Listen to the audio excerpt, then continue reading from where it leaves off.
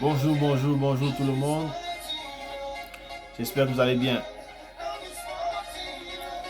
Ça fait un moment qu'on a pu faire de vidéo.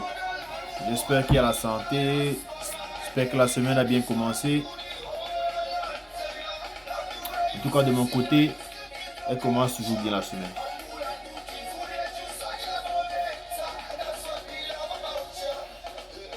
Aujourd'hui, on est avec le Congo.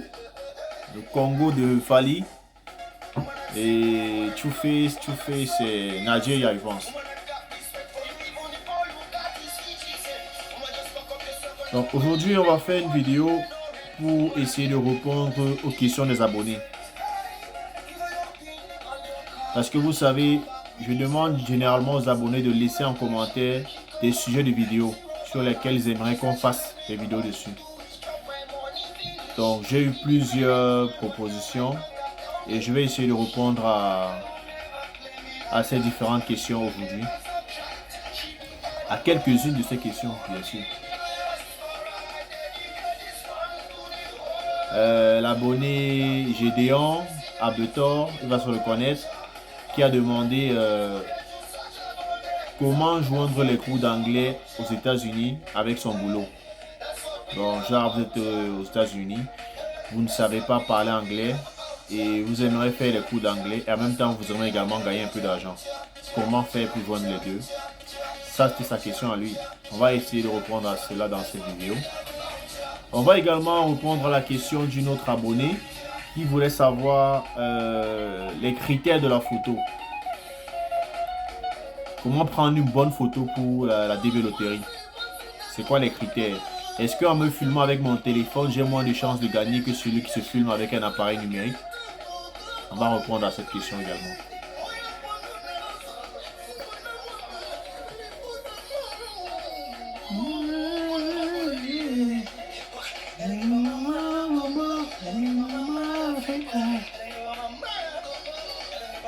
On est à J-4 du 7 mai, le fameux 7 mai. Je vais faire le live ce jour. Le 7 mai, c'est le jour du live. Ceux qui ont demandé la date du live là, le premier live, ce sera le 7 mai pour les résultats de la loterie américaine. On fera un live de 10 à 15 minutes. Ça dépend. On va répondre à toutes vos questions en direct.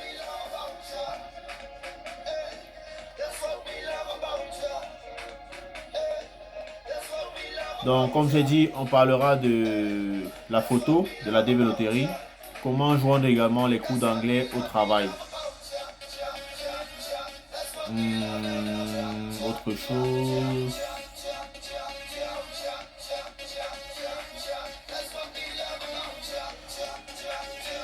Autre chose. J'oublie. Je reviendrai dessus au courant de la vidéo. Let's start. Bonjour tout le monde, une fois de plus. C'est Stéphane USC qui revient après quelques jours d'absence. C'était pas trop la forme, mais ça va déjà. J'espère que cette vidéo pourra aider beaucoup parmi vous, comme d'habitude. Et je vous invite déjà, si vous n'êtes pas encore abonné, à vous abonner pour pouvoir suivre constamment de nouvelles vidéos. S'il y a une nouvelle vidéo, vous activez la cloche de notification pour recevoir directement la lettre lorsque je poste une nouvelle vidéo. Également, likez la vidéo si vous aimez. Si vous n'aimez pas, vous dislikez. Mais si vous aimez la vidéo, je vous invite à liker et à partager la vidéo également parce que ça pourra aider d'autres personnes qui ont peut-être joué la loterie américaine comme vous et qui n'ont pas l'information. Donc j'ai pris l'idée, j'ai pris cette initiative-là d'ouvrir cette chaîne parce que moi-même j'étais comme vous. Moi-même j'étais comme vous il y a de cela quelques années parce que je ne m'y connaissais pas en loterie américaine. Je ne m'y connaissais pas. Et j'ai eu beaucoup de personnes qui sont passées par moi. Mais puisque je ne m'y connaissais pas encore bien, ils étaient obligés de payer des énormes sommes d'argent. pour qu'on puisse faire ceci ou faire cela dans leur dossier. Et c'est à partir de cela, ce passé-là, que je me suis dit, aujourd'hui, je peux pas dire que je maîtrise, que je connais toute la procédure, mais je suis pas quand même très loin. Ce serait difficile qu'on parle d'un sujet de loterie et j'ai pas mon mot à dire. Donc c'est la raison pour laquelle, puisque je me suis auto-formé par rapport à cela, j'ai donc ouvert cette chaîne pour faire profiter, bénéficier à ceux-là qui sont comme moi il y a de cela quelques années, de ces différentes connaissances que j'ai pu emmagasiner avec ce temps. Si mon expérience peut vous aider à économiser votre argent, tant mieux. Mais comme je dis toujours, si mon expérience ne suffit pas et qu'à un moment donné vous êtes buté, il faut dépenser, parce que c'est pour la bonne cause. Donc commençons. Euh, j'ai notre abonné est mon abonné Gédéon à Betor, je pense à Betor, si je ne me trompe pas, je pense à Betor. Il voulait savoir comment faire les cours d'anglais aux États-Unis et l'associer avec son boulot. C'est une bonne question. C'est une bonne question dans la mesure où, en répondant à cette question, vous allez comprendre que pas seulement les cours d'anglais, mais autre chose, même les cours de conduite, ou alors, je sais pas, même l'école, et l'associer avec ton boulot, tout dépend de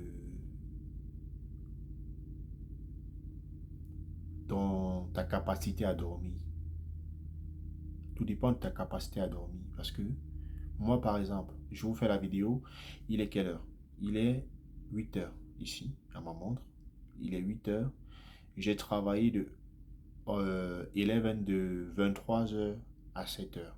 Je travaille de 23 heures à 7 heures. Donc, je travaille la nuit. Et en journée, je suis libre. Ça veut dire qu'en journée, je peux faire mes cours d'anglais. Je peux faire mes cours de conduite. Je peux faire un autre boulot si je veux. Je peux aller à l'école. C'est à toi de définir ton planning et de choisir quel créneau horaire tu veux pour le travail. Parce que le boulot ici est flexible. C'est à toi de faire ton planning pour dire, ok, je ne travaille pas de jour, je vais travailler de nuit pour avoir ma journée libre. Parce que ma journée étant libre, je peux me permettre de faire autre chose en plus pendant la journée.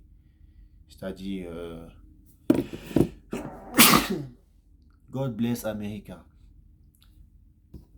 Donc, je peux me permettre de faire autre chose en journée. Désolé, pardon. Je peux permettre de faire autre chose en journée parce que j'ai bossé la nuit. Vous voyez? Or, celui qui bosse en journée, ce sera un peu compliqué pour lui de pouvoir dire qu'il va faire les cours d'anglais la nuit. Je ne sais pas si vous comprenez ce que je dis. Également, il y a aussi, si vous avez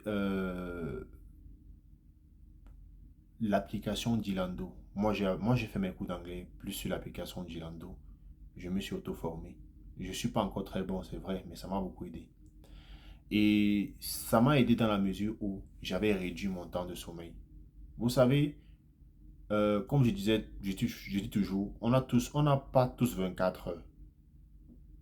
Une journée, c'est 24 heures, mais on n'a pas tous 24 heures. Je m'explique. Une journée, c'est 24 heures. Toi, tu dors 8 heures.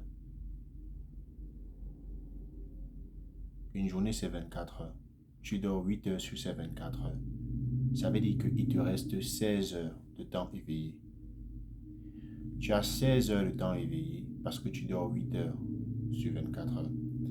Quelqu'un d'autre qui dort juste 5 heures ou 6 heures.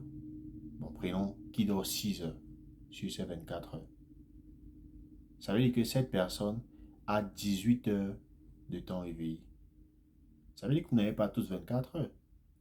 Pendant que cette personne est plus éveillée que toi, les 2 heures de plus elle a de temps pour être éveillée, elle peut maximiser ça en faisant autre chose que toi, tu n'as pas pu faire. C'est la raison pour laquelle je dis souvent, on n'a pas tous 24 heures. Imagine-toi donc quelqu'un d'autre qui dort 10 heures par jour. Il dort 10 heures par jour, ça veut dire qu'il a juste 14 heures éveillé. 14 heures de temps éveillé. On ne peut pas comparer cette personne à une autre personne qui dort juste 6 heures. La personne qui dort 6 heures a 18 heures de temps éveillé. Et si elle maximise justement ces 4 heures supplémentaires de temps éveillé, elle pourra produire, faire quelque chose de plus que l'autre ne peut pas faire. Par exemple, aller sur Dilando, faire des cours d'anglais, s'auto-former. Or, toi, avec 14 heures, ce sera déjà limite, surtout ici aux États-Unis. Parce que constamment, on est busy. On est busy par-ci, busy par-là, constamment. Donc, tu dois essayer déjà d'apprendre à diminuer ton temps de sommeil. Diminuer ton temps de sommeil et ne pas blaguer avec ton sommeil. Parce qu'il faut dormir. Je n'ai pas demandé de ne pas dormir. Il faut dormir, mais il faut voir dans quelle mesure diminuer ton temps de sommeil, au moins pour un début. Parce que le temps que tu puisses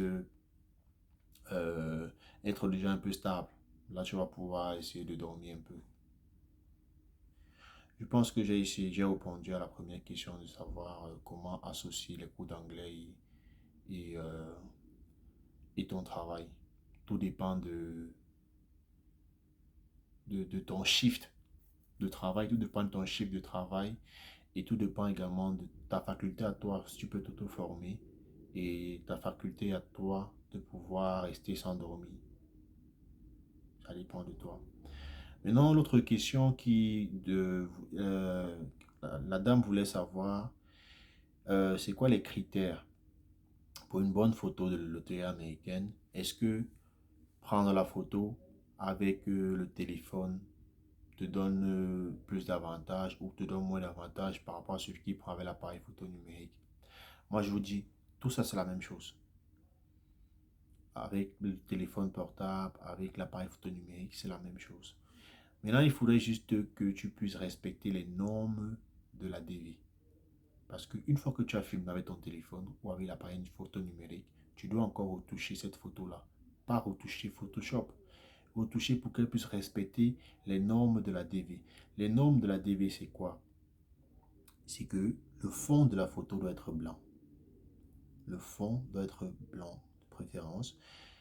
Le format de la photo doit être JPG. JPEG.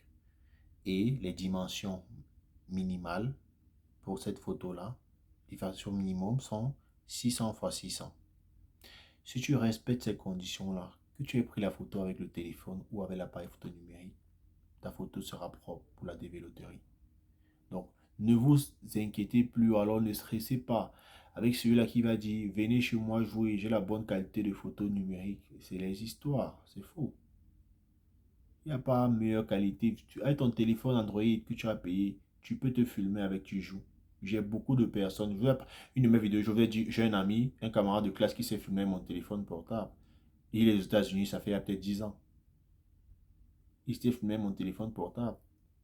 Après, on a fait le recadrage, tout pour que ça puisse respecter les normes de la loterie. Et il est parti. Donc, n'allez pas croire à ces gens qui vous disent que non, avec l'appareil photo numérique, tu as plus de chance. C'est des histoires, c'est faux. C'est faux. Parce que le système même d'abord du jeu de la loterie, lorsque tu insères ta photo, si ça ne respecte pas les critères, ça ne passe pas. Donc, faites très attention par rapport à cela. Et même déjà dans le système du jeu, on peut faire le recadrage à ce niveau-là. Il y a une application qui me permet de faire ça directement là-bas. Donc, ce qu'on raconte, c'est pas vrai. Au niveau de la photo, vous pouvez vous filmer avec votre téléphone portable, vous pouvez vous filmer avec l'appareil photo numérique. Vous aurez toujours le même ratio. Votre photo sera bonne si vous allez respecter les critères de la loterie américaine. Je pense que c'est tout ce qu'il y a à savoir. Déjà, il y avait encore quelques questions. Je pense que j'ai répondu à sa question aussi. Si vous avez d'autres questions, laissez en commentaire. Je vais vérifier et je ferai des vidéos par rapport à cela. J'espère que la vidéo pourra aider d'autres personnes et pas seulement celles qui ont posé la question. Je vous souhaite de passer une très bonne journée. Ne vous ratez pas le live. Le live, ce sera samedi à 8 heures. Samedi à 8 heures. Bon, ça c'est 8 heures d'ici. Mais 8 heures, ça veut dire que ce sera 15 heures, heure du Cameroun, 15 heures, heure Côte d'Ivoire, 15 heures, heure de l'Afrique centrale, 16 heures, heure de France, heure d'Europe, 16 heures. Je vous attends nombreux au live. Sur ce, passez une très bonne journée. Vous avez des questions, laissez un commentaire, je vais répondre. Allez, ciao, ciao. Bye bye.